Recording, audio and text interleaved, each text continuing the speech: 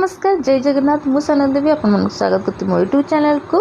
तो आज आम बनवा मंडा पिठा सीझा मंडा पिठा आपण मैंने हूँ तो जानी यार रेसिपी फिर भी आप सहित सेयार कर रेसिपीटी।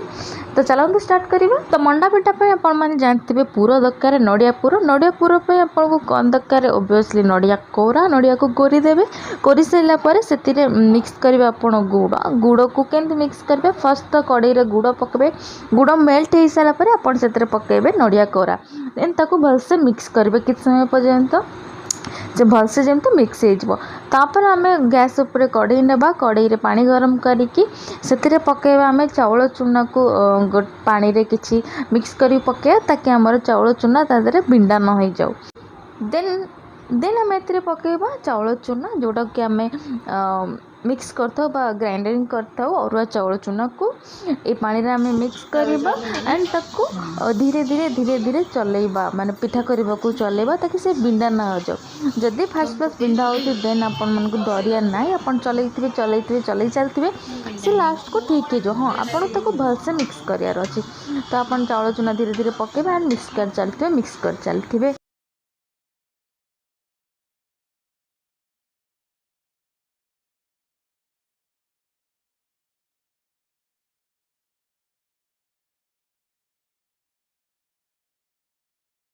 सबू चाउल चूना पकई सारापर आप भलसे मिक्स करेंगे ताकि से बिंडा न हो जाओ।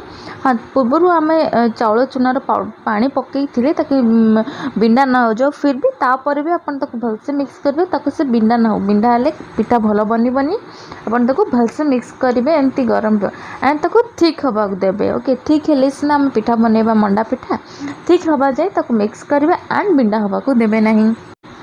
एबे हमर एटा पूरा ठीक हो जाए आमको आम ठंडा हवा को छाड़देबा। ठंडा हो सारापर आम ए पिठा तैयारी करवा केमती तैयारी करवा देखो ये मोर पूरा मिक्स हो माने पूरा बिंडा नहीं एथिरे किछि तो आपको सेमती करार बिंडा करिया नहीं। तापर आम तैयारी करवा पिठा पिठा केमती करेंगे आपड़ जोड़ा चाउल चूनार आम बनईचे मिक्सर सेटा नेबे ताको गोल करेंगे भलसे गोल करेंगे। देखो ये मो बो चाउल चूनार जो मिक्सरटार जो गोल करुच्ची से हाथ में पानी नहीं मारिकी कर कारण से सुखी नजिब बोली एंड भलसे बनियो बोली गोल कर सारापर आपन से करेंगे छोट होल है होल कर सारापर आपन से देवे पूर नड़िया पूर। हाँ आपण मैंने बिरी रे भी पूर बनाते आप बनई पारे छेना पूर करें किसी भी पूर करें ये आमर कराई नड़िया पूर। तो होल कर सारापर से देवे नड़िया पूर एंड ताको चारिपटू बंद करदेवे भलसे ताकि से न फिटी जाऊ।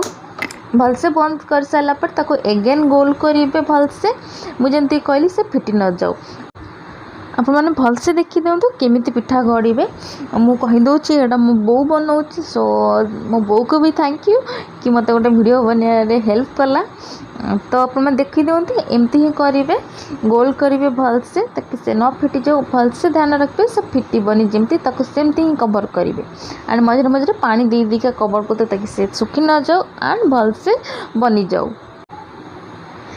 पिठा सबू को भलसे गढ़ी सारापर आम ताको सिझेबा सिझेवाई आपड़ कौन भी जिनस पात्र नहीं पारे हांडी हो बा डिश हो आमर ये निजी डिश एंड डिश्र हाफ जाए आपड़ देवे पानी पानी गरम हो सारापर से पकईबे गोटे कपड़ा गोटे सफा कपड़ा जमीक तार बाष्पटा ऊपर को आसो एंड तापर देवे आप गढ़ाई आपणकर मंडा पिठा तापर आप गोटे कभर साहाଯ୍य कभर करदे किसी समय जाए सिझा देवे किसी समय सिझी सारापर आपणकर मंडा पिठा पूरा रेडी आप बनातु घरे खातु एंड जदि आपको वीडियो भल लगे प्लीज शेयर करेंगे सब्सक्राइब करेंगे एंड लाइक कमेंट जरूर करेंगे। रही जय जगन्नाथ।